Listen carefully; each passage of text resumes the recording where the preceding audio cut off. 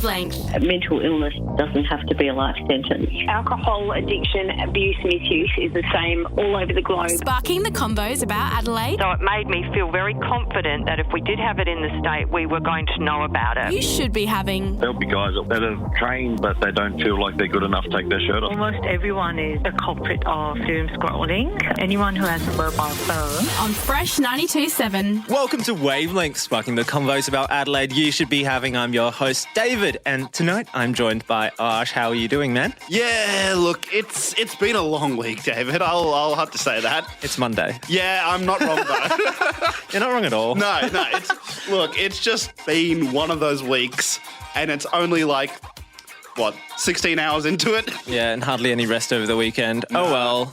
Oh well. That's our life. That's just life, and it starts again every Monday. Tonight on Wavelength, we're doing a deep dive into Fresh's latest initiative called Fresh Jobs. It's such a great program, so we'll let you know how to make the most of the new website. Wavelength is also going to try and explain the ongoing situation between Israel and Palestine. But next, we're discussing how a new bill could be extremely detrimental to trans kids in Australia. You're listening to Fresh. Wavelength. So, Aj, there's this new bill in New South Wales proposed by none other than our favourite guy, Mark Latham. I love him. Gosh, that stirred up a bit of interest. It's just a bill at this stage, of course, but the implications for trans kids in Australia could be massive. Essentially, the bill prohibits schools from teaching that trans and gender diverse people exist, prohibits school counsellors from affirming a trans or gender diverse student or providing them with any support or referrals to gender affirming support. It puts teachers at risk of losing their jobs when they support a trans or gender diverse student in affirming their identity, enshrines biological fallacies, describing intersex people as disordered, allows parents to deny their children access to lessons in public schools which may contradict their political, social or personal values, including their views about LGBTQI plus people, and requires schools to present discredited counter-narratives when teaching classes like science or history. So essentially that means if they're discussing creationism when teaching evolution, or raising anti-vax theories when teaching about immunisation, or raising racist ideologies to explain the overrepresentation of First Nations people in prison. So it's a pretty massive bill, right? Oh, that sounds exactly what we need in the public school system. Less discussion. God, anyway, here's Hamish talking with Pat, an Adelaide man who transitioned in high school, about how the bill would affect trans kids in Australia if it was passed. Wavelength on Fresh 92.7. Hello, I'm Pat. I am 24. I'm a trans dude. Pat has been transitioning for the last 7 years, where his journey began in his final year of high school. During this time, Pat was lucky enough to be able to turn to his teachers and peers for support, for a space to feel welcomed and accepted. But now the leader of the One Nation Party in New South Wales, Mark Latham, wants to take that experience away, proposing a new bill that will effectively silence trans kids and make them invisible again, making gender identity a taboo topic in classrooms once more. This week, Pat's own story of transition reveals why it was so important he had access to that level of support, and why it is imperative we shouldn't deny this experience to new generations of young kids questioning their identity. Adolescence is confusing at the best of times, and I remember feeling shameful and vulnerable. Not because I was coming to terms with my identity, but because I wasn't sure how the people around me would react to it. As the year went on, I gradually came out to closer friends, a couple teachers that I really trusted, and eventually my whole art class. So we were pretty close. So it was good for me to be able to be myself in that environment, in that one classroom. So when you came out to that class, or the people within that classroom, they were completely supportive? Yeah, I am very lucky in the sense that nobody ever expressed disdain towards me, and I'm very fortunate because that's not a common narrative. How important do you think that was for you in regards to your journey? Like, if that was an experience that had been denied to you, do you think that would have had a pretty big impact? Definitely. I mean, I was already in a really vulnerable position. I was struggling with mental illness long before I came to terms with my gender identity. Do you know much about the bill that they're trying to pass? I actually I read the bill.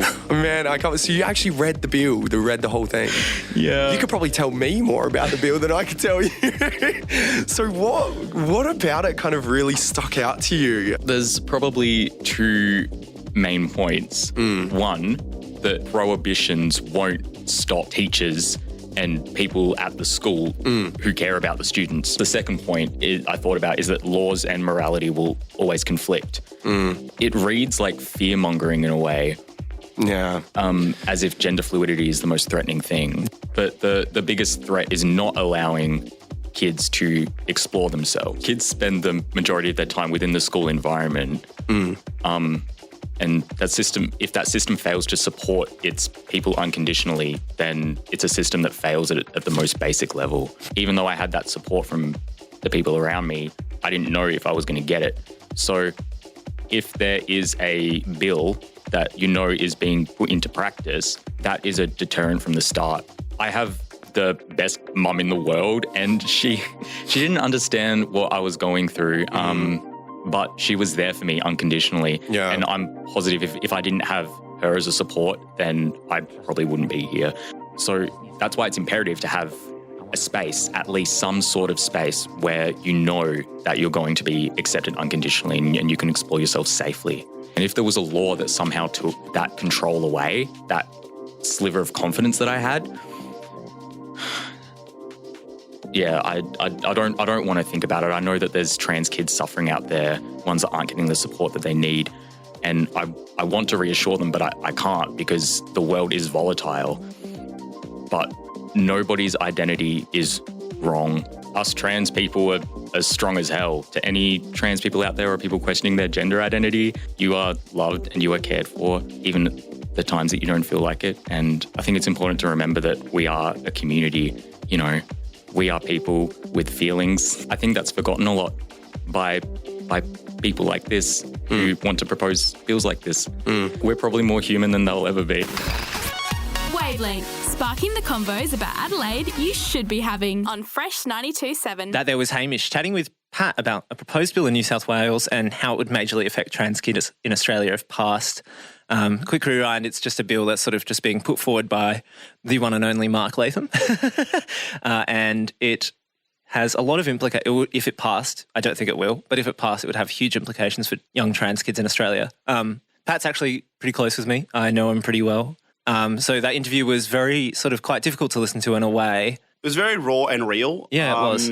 Like, you know, when he spoke about how if a bill like this had been passed or was in effect when he was transitioning and when he was growing up as a kid, he probably wouldn't be here today. Yeah. That really kind of hit me because, yeah, when you look at, you know, the rate in which trans people will take their own lives, it's astronomical compared to the majority of the population. Yes, exactly. Thank you so much, Pat, for being so honest with us today. And thank you so much for Hamish for putting that story together for us. Anyway, coming up after the break, we'll be cracking into our main story about fresh jobs. Wavelength. So regular Fresh listeners have probably heard a thing or two about this next story. It's a new initiative we're running here in collaboration with the SA government called Fresh Jobs. And it's such a stellar program. Fresh has a long history of connecting the community to important news and information and shining a light on the good things happening. And we believe it's now more important than ever to support local.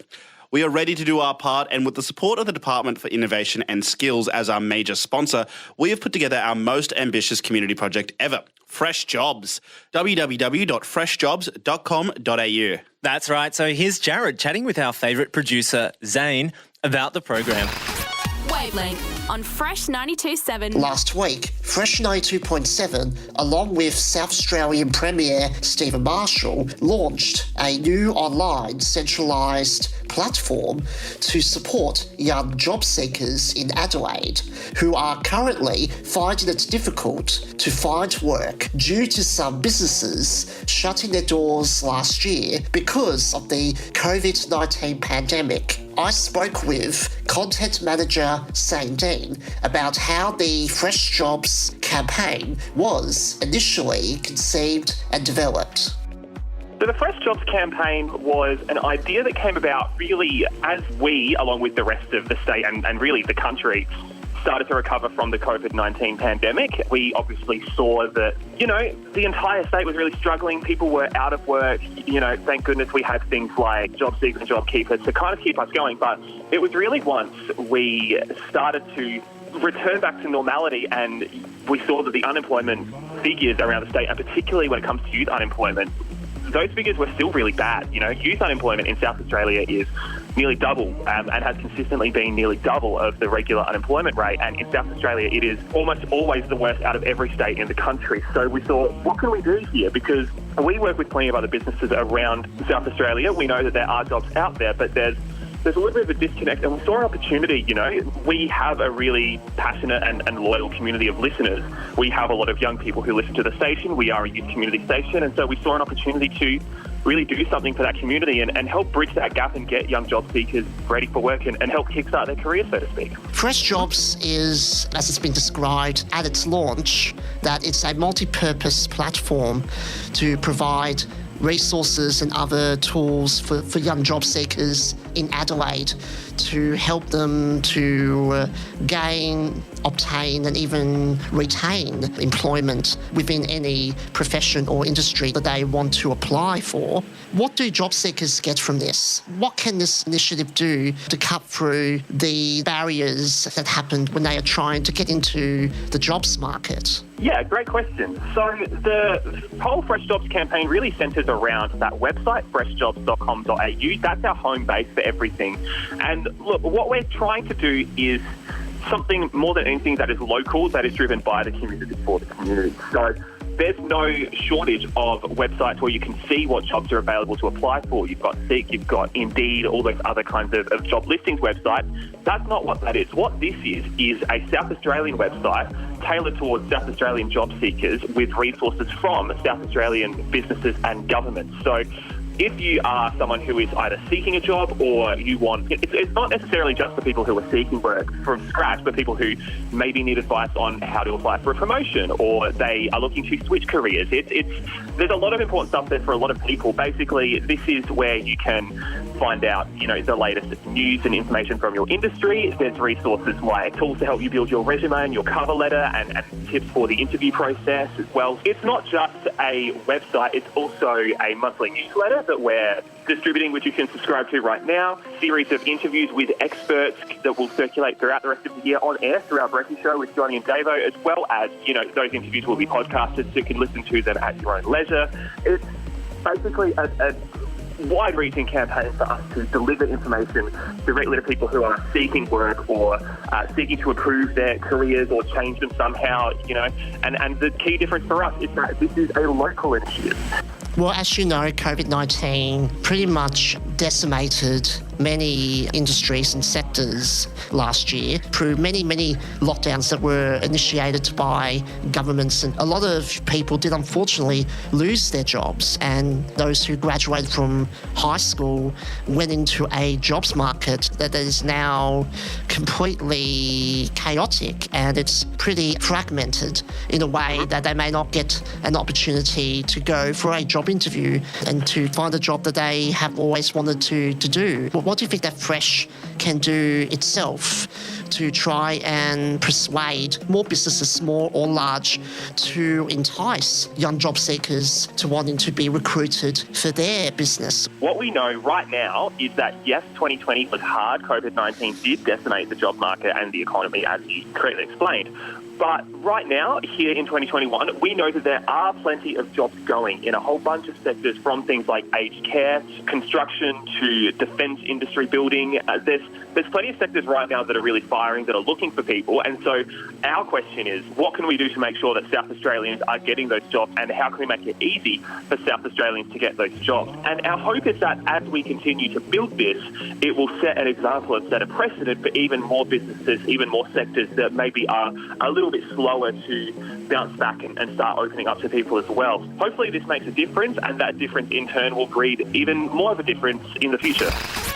Wavelength, sparking the convos about Adelaide you should be having on Fresh 92.7. That was Jarrad speaking with Zane about Fresh Jobs. Later on in the show, we'll be hearing from the Premier of SA, Stephen Marshall, about the program. But next, Hamish will let you know what the hell has been going on this week. what the hell is going on this week. Wavelength on Fresh 92.7. Big news out of Parliament House this week as the budget was unveiled to the country, and the key word around the announcement was recovery, which is really just code for brace yourselves, this shit's going to be rough. The forecasts show Australia's post-pandy financial future heading towards $1 trillion in debt, but analysts are saying this isn't necessarily a bad thing, and by God, the spin required to say that would put Warney to shame. Although I guess when you consider that money is a fictional concept with no inherent value and only exists in our subjective shared reality, $1 trillion in debt is about as real as dragons or Jesus. The big winners out of the budget were, funnily enough, women. You know, that half of the population the political sphere has been outed for having very little respect or consideration for. Although Scott Morrison confirmed the recent sexual assault scandals that have rocked his office had nothing to do with the decision, and it's all just purely coincidental. And what? An election might be getting called this year? Oh no, that's totally irrelevant. Nothing to see here. Old mate Scotty just really cares about those hardworking single mums and always has. In entertainment news, Aussie icon Bert Newton is recovering from surgery after having his leg amputated due to a persistent infection in his toe. But it's not all bad, as he's found a new friend in fallen SAS soldier Ben Robert Smith, who's already called dibs on necking the first pint of beer from Bert's new prosthetic. And the tensions between Australia and China just continue to escalate, with Australia sending a warning that they are battle ready, while the rest of us are worried how a country that lost a war against a species of flightless birds is going to fare against the current global superpower. I, for one, am expecting a competitive contest. Finally, in a throwback to the 90s, Pokemon cards are somehow still causing controversy after they were banned for sale in stores around America this week when a man pulled a gun out during a tense trade in a parking lot. But in all fairness, someone was trying to trade him for his Charizard card, so understandable. And that's what the hell's been going on this week. Wavelength, sparking the convos about Adelaide you should be having on Fresh 92.7. Thanks for that, Hamish. So earlier this week on the Johnny and Davo show, Fresh was lucky enough to chat with the Premier of SA, Stephen Marshall, about fresh jobs. That's right, and it was such a good chat that we're replaying it now for those of us who slept through it last week. Like me. Yeah, and me. Wavelength on Fresh 92.7. What are some of the challenges facing SA at the moment? Well, obviously the coronavirus is affecting the entire world, but here in South Australia, we're probably doing better than most other parts of the country, most other parts of the world. So obviously one of the things that we're really keen to do is to get young people into work. You're quite right. Our youth unemployment rate's hovering up above 15%. That's way too high. We want to get as many people into employment as possible. One of the things that we are doing is trying to really lean into the opportunity around apprenticeships and traineeships, and they can be in trade areas but also in digital areas and a whole pile of other areas that lead to long-term jobs. So a big focus on that at the moment. Now, you just mentioned that the youth unemployment rate is very high. What are some of the challenges that are facing young people in particular when it comes to finding work? I suppose the biggest challenge for young people is just getting their first foot in the door, their first job. At the moment, when we look at those stats, we've got more jobs on offer in South Australia than ever before. More than 20,000 jobs are unfilled at the moment. I suppose the big issue is just trying to get kids, young people, whether they're in school or whether they finish school, to get that first job, get that foot on the ladder to make their career moves. Yeah, absolutely. Now, for this project, we've teamed up with a number of businesses across SA who we know are looking for talented workers. How many jobs are out there at the moment, and which sectors are hiring the most? Yeah, look, there's massive opportunities in sectors like construction at the moment because there's a booming sort of construction sector at the moment. We're also seeing lots and lots of jobs in the digital space. With companies like Accenture, Google coming to South Australia, also Amazon Web Services recently. So if you're studying hard, you're getting some good IT skills, I think there's a fantastic future for you. Lots of jobs in the caring sector in South Australia, working in aged care, disability care, and of course the massive shipbuilding program going on down in my beloved Port Adelaide. Yes. Just thought I'd drop that in there. My beloved Port Adelaide, where they're building those frigates and those submarines. So look, there's lots of job offerings offers are out there at the moment. I suppose it's about young people working out, what do I want to do? What's the career that I want? And making sure if you set your goals, I reckon South Australia's a pretty good place to be at the moment in terms of finding that career that you want. Obviously, this is all part of a broader strategy. What else is the government doing to help get South Australians working? Oh, the major thing that we're doing at the moment is really, really leaning in and investing in infrastructure builds at the moment. Roads, hospitals, schools, 16.7 billion. It's by far the largest in the history of the world. And that really freaks a lot of people out. They think, how are we going to pay for this? But to be quite honest, interest rates are the lowest they've ever been. I mean, we've been borrowing money sometimes below 1%. And so it's really important that we can take this opportunity, this once-in-a-lifetime opportunity to invest in projects which are going to really transform our state. So as I said, schools, hospitals, roads, infrastructure that we've needed for a long time. So it's a little bit messy out on the roads at the moment with so many projects underway at the same time, but they're going to flow through the system, and then when they're finished, fantastic opportunities for us to move around the state really easily. Wavelength, sparking the convos about Adelaide you should be having on Fresh 92.7. That was Johnny and Zane speaking with Stephen Marshall, the Premier of SA, about our new initiative, Fresh Jobs. It's a great program, and if you want to find out more about it, head to freshjobs.com.au. Right now, we've got our weekly segment called Wavelength Explains. This week, David, you're going to explain the tense situation in Israel and Palestine, and good luck to you with that. Wavelength Explains on Fresh 92.7. Every week on Wavelength, we try to distill a topic in the news into a 2-minute explainer. This week, we're going to try and explain the current conflict between Israel and Palestine, a mean feat considering the historical background required to even get your head around why the fighting is going on. While we could go all the way back centuries, where claims for the land date back to, it is really over the last 100 years that this conflict is taking place. After World War I, the British ruled the land now known as Israel under a mandate from the League of Nations. They wanted to establish a national home for the Jewish people, noting at the time that any establishment of a Jewish nation would not prejudice the civil and religious rights of Palestinians that already made the land their home. It wasn't until after World War II and the genocide of the Jewish people that the United Nations voted to establish Israel alongside a Palestinian state, an area between the Mediterranean Sea and the Jordan River below Lebanon and north of Egypt. So in 1984, the State of Israel was founded by the UN to the displeasure of Arab nations in the region who refused to recognise the state's legitimacy and attacked the country. Israel came out on top in that fight, though, and conquered more territory than the UN initially envisaged when voting to establish the Jewish nation. Over the decades following, conflict has been a constant reminder of this struggle, with both the Jewish Israelis and the Palestinians claiming rights to the land on which the holy site of Jerusalem sits. Much of Israel's military occupation of these areas has been done against the wishes of the UN Security Council, and the nation pushed on and continued to colonise and build settlements for its people, in many cases forcibly removing Palestinians from their homes. Israel still controls the air and sea space around Gaza, a portion of the land controlled by Palestinians, and where most of this recent conflict has been focused on. Last weekend, things really fired up, though, when violence ruptured at the Al-Aqsa Mosque when Israeli riot police fired rubber bullets and stun grenades at Palestinians. Why? Because Palestinians were allegedly throwing rocks at the police. A group called Hamas, which the Australian government classifies as a terrorist organisation, gave Israeli forces a deadline to remove themselves from the area around the Al-Aqsa Mosque. When they didn't, they began firing on Israel, and Israel responded in turn with rockets of their own. This pressure cooker situation has really erupted over the course of the week, and to date, many Palestinians have been killed by Israeli military, including civilians.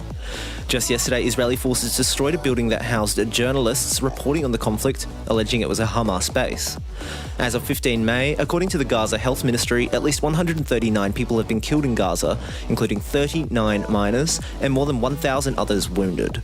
11 deaths in Israel were reported, including one Indian woman living and working in Israel. Not very even, hey? To make matters worse, the conflict has been taking place during the Muslim holy month of Ramadan. It's a complex situation, and one that doesn't look like it's going to have a happy ending anytime soon. Wavelength, sparking the convos about Adelaide you should be having on Fresh 92.7. That there was David explaining what's happened between Israel and Palestine this week. That brings us to the end of the show tonight. Thanks for listening, and thank you for joining me again, Ash. Anyway, make sure you'll subscribe to the Wavelength podcast on Apple Podcasts, Spotify, or anywhere else you get your podcast. You can listen back to our old episodes right now, and you'll be the first to know when tonight's episode goes up. That's right. Thanks for joining me again, Ash. We'll see you guys next week. Wavelength.